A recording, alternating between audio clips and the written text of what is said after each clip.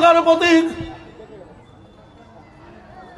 ধানের শীষ, আমার মৃত মায়ের প্রতীক ধানের শীষ। সমস্ত ভিড়াভাড় খুলে যে সমস্ত কষ্টকে আমি নিবারণ করে নিজের মধ্যে চেপে রেখে আমি আজকে এসেছি আমার ছোট ভাই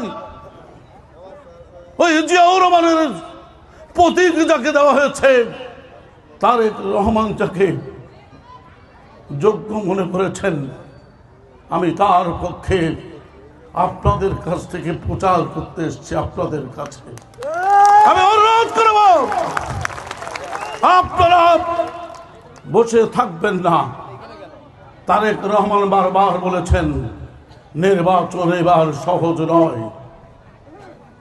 শুধু বলে যাবেন বাগারপাড়া সলিড, এটা ঠিক নয়।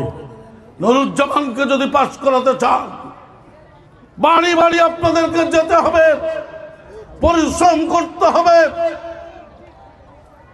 সব পাস না, আমি যে কদিন এখানে এসেছি, আমি উপজেলায় পদার্পণ করেছি, কালকেই আপনাদের মতোই অথবা আপনাদের চেয়ে বেশি ওই বাগাচাড়াও মানুষের ঢল নেমেছিল। আমি অনুরোধ করব আপনারা সবাই দুঃখ ভেদাভেদে ভুলে যে মানুষের কাছে যান। আবার তারেক রহমানকে প্রধানমন্ত্রী বানানোর জন্য চেষ্টা করেন, জিয়াউর রহমানের দলকে ক্ষমতায় বানানোর জন্য, ক্ষমতা উপহার দেওয়ার জন্য, নুরুজ্জামানের জন্য ঘরে ঘরে যে ধানের শীষের ভিক্ষা করেন। সবাইকে ধন্যবাদ।